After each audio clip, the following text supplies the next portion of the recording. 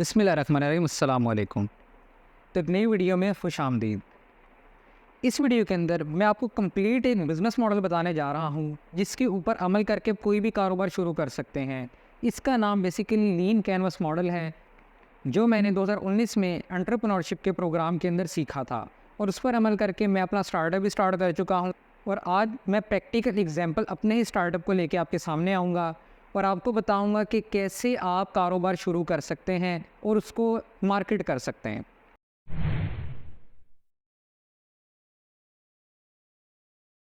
Number one के ऊपर कोई भी कारोबार किसी न किसी प्रॉब्लम को एड्रेस करने के लिए होता है।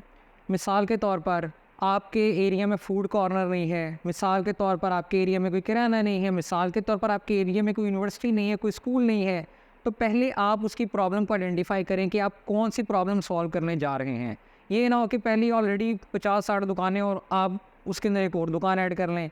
आप कोई नई प्रॉब्लम को सॉल्व करने के लिए वहाँ पर आएँ। मेरे डिस्ट्रिक्ट के अंदर ऑर्नामेंटल फिशेस और एक्वेरियम्स की कोई शॉप नहीं थी। मेरा ये पर्सनल हॉबी थी, मेरा एक बहुत अच्छा इसके अंदर एक्सपीरियंस था। तो मैंने इस मॉडल के ऊपर इम्प्लीमेंट करते हुए पहले देखा कि यहाँ पर कोई शॉप नहीं थी, पहली प्रॉब्लम। नंबर 2, जो लोग यहाँ हॉबीज थे उनको बहुत परेशानियाँ थी, वो दूसरी सिटीज़ में जाते थे। नंबर 3, मैं खुद इस चीज़ को फेस कर रहा था। बहुत से लोग ये चीज़ लेना चाहते थे लेकिन उनके पास नहीं थी, इधर रिसोर्सेज नहीं थे। तो मैंने इस प्रॉब्लम को एड्रेस किया और एक बिज़नेस मॉडल लेकर आया और उसके ऊपर मैंने अमल शुरू कर दिया।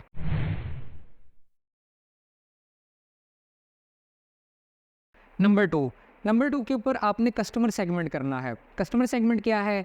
आपने छोटा सा सर्वे कर लेना है कि जो चीज़ मैं यहाँ लेकर आ रहा हूँ, क्या इस एरिया को या इस प्लेटफॉर्म को उसकी ज़रूरत है भी या नहीं।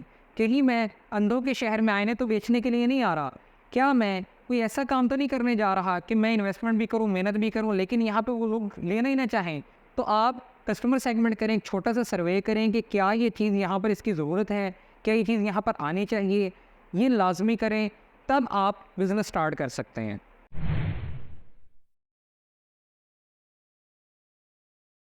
नंबर 3 के अंदर आप जो भी चीज़ लेकर आ रहे हैं उसकी यूनिक वैल्यू क्या है। मिसाल के तौर पर मैं कपड़ों का ब्रांड लॉन्च करने जा रहा हूँ। अब ऐसी क्या यूनिक वैल्यू है मेरे कपड़ों के ब्रांड में जो बाकी ब्रांड के लोग जो इस्तेमाल करते हैं, जो उनके यूज़र हैं, वो मेरे से ख़रीदेंगे।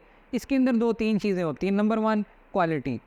अगर तो मेरी क्वालिटी उससे अच्छी है तो लोग लेंगे। नंबर 2, कॉस्ट इफेक्टिव है, मेरी प्रोडक्ट उसकी प्रोडक्ट सस्ती है फिर भी लोग लेंगे। उसके अंदर ऐसी क्या यूनिक चीज़ है जो वो ख़रीदेंगे। मिसाल के तौर पर आप स्टिच दे रहे हैं, वो अनस्टिच दे रहा था, आप स्टिचिंग कॉस्ट भी उसके अंदर लेकर आ रहे हैं। मतलब कि आपने क्वालिटी और कॉस्ट के ऊपर फोकस करना है कि आपकी वो दोनों चीज़ें बेटर हो, कॉस्ट कम हो और क्वालिटी उससे बेटर हो।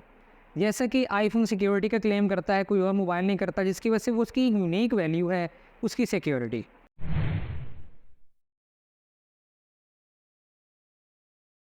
नंबर 4 के ऊपर आप अपना सोल्यूशन दे देंगे। ये तीनों चीज़ों को एड्रेस करने के बाद आप जो चीज़ पेश करेंगे वो सोल्यूशन होगा। जो एक आप प्रोडक्ट देंगे फाइनलाइज, वो एक सोल्यूशन होगा।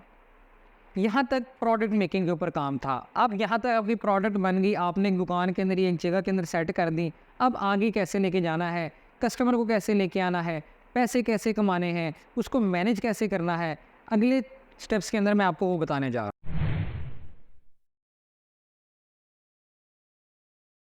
नंबर 5 मोस्ट इम्पॉर्टेंट टॉपिक है और बहुत से बिजनेसमैन और बहुत से काम करने वाले इसके ऊपर फोकस नहीं करते।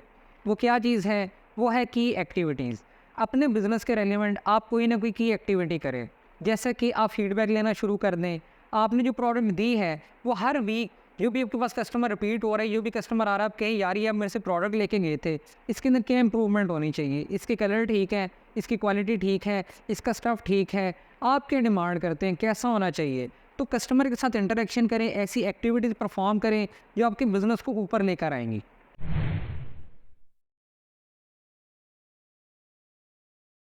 नंबर 6 के ऊपर है चैनल्स। चैनल्स कहते हैं कि आप किस मीडिया के थ्रू अपने बिज़नेस को प्रमोट करेंगे। आप डिजिटली करेंगे, आप उसको ऑन एयर करेंगे, आप कोई पैनाफ्लेक्सेस लगाएंगे, आप उसको मार्केट कैसे करेंगे, ये आपने देखना है। हर कारोबार की अपनी नौइयत होती है। आप इसको आजकल तो हर चीज़ को ई कॉमर्स स्टोर्स के ऊपर लेके जाएँ, ऑनलाइन करें, उसको सोशल मीडिया के ऊपर, यूट्यूब के ऊपर, आप जहाँ पर भी उसके एड्स रन करना चाहें, गूगल के ऊपर भी ऐड रन कर सकते हैं। अगर आपके पास केबल ऑपरेटर्स हैं उनको आप उनसे हेल्प ले सकते हैं। केबल ऑपरेटर से आप पैनाफ्लेक्स डिफरेंट जगह के ऊपर पोस्टर्स लगवा सकते हैं। आपने अगर कोई एजुकेशन का काम किया तो आप मुख्तलिफ अकेडमीज़ और स्टूडेंट्स के अंदर उस चीज़ को भेज सकते हैं। अब ये चैनल होता है जो हर कारोबार का अपनी नौइयत का होता है। इसकी जदीद type digital marketing, affiliate marketing वगैरह है।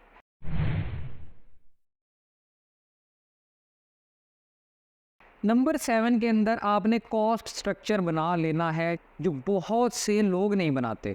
कॉस्ट स्ट्रक्चर क्या है?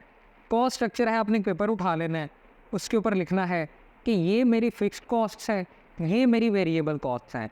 दुकान लेना, रेंट पे ली है या किसी और, या आपकी ज़ाती दुकान है वो ख़रीदना या उसका रेंट देना, ये आपकी फ़िक्स्ड कॉस्ट है। उसके अंदर जो पेंट वगैरह होगा वो आपकी फ़िक्स्ड कॉस्ट है। उसके अंदर जो आप कैबिनेट्स बनाएंगे, अलमारियाँ बनाएंगे, टेबल्स रखते हैं, चेयर्स रखते हैं, वो फ़िक्स्ड कॉस्ट है। तो ये सारी फ़िक्स्ड कॉस्ट है। पंखा लगवाना, एसी लगवाना, लाइटिंग वगैरह, ये सारी फ़िक्स्ड कॉस्ट है। उसके बाद वेरिएबल कॉस्ट क्या है? आपका इलेक्ट्रिसिटी का बिल वेरिएबल कॉस्ट है।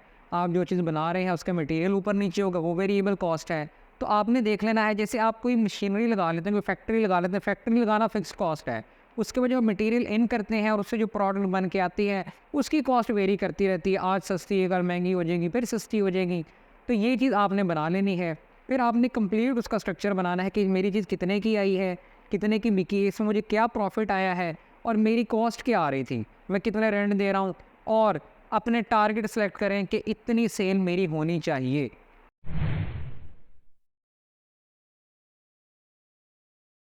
नंबर 8 के ऊपर है revenue stream. Revenue stream basically revenue किसे कहते हैं? रेवेन्यू कहते हैं कॉस्ट प्लस प्रॉफिट। जो ये दोनों चीज़ें मिल जाती हैं इसको रेवेन्यू कहते हैं। रेवेन्यू स्ट्रीम के अंदर पहली बात है कि रेवेन्यू आपने देखना है कि आपका कितना रेवेन्यू आ रहा है, आपको कितना रेवेन्यू डिज़ायर्ड है, आप इतना रेवेन्यू चाहते हैं।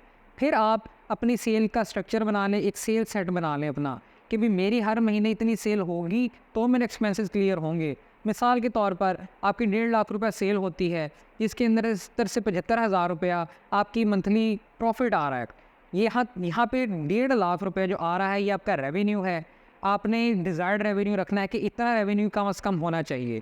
इसके अंदर से आधा मुझे प्रॉफिट है, आधी मेरी कॉस्ट है। उसके अंदर से फिर आपने अपने एक्सपेंसेस देख के देखना है कि मुझे कितनी बचत हो रही है, ये आपने सारा स्ट्रक्चर करना है।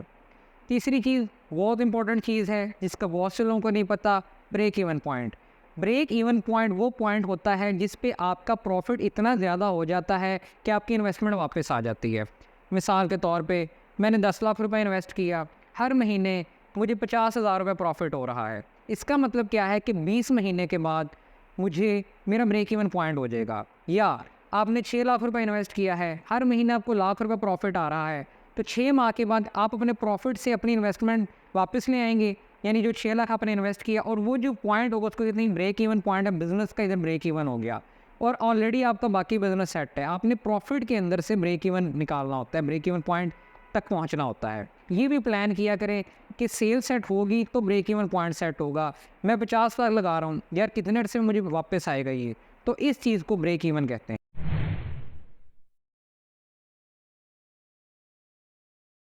नंबर 9 के ऊपर अनफेयर एडवांटेजेस।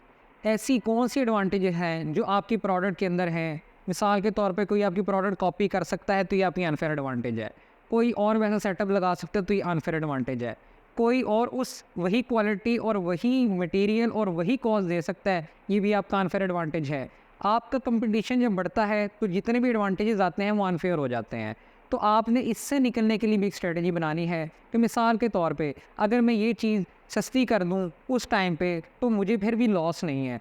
वो इतने, या आपकी सोर्सिंग अच्छी होने की, अब जहाँ से ख़रीद रहे हैं या जहाँ बेच रहे हैं, अपनी क्वालिटी के ऊपर कंप्रोमाइज़ ना कीजिए और कॉस्ट को देखिए फिर कैसे आप बेहतर कर सकते हैं, आप क्वालिटी बेहतर कर सकते हैं।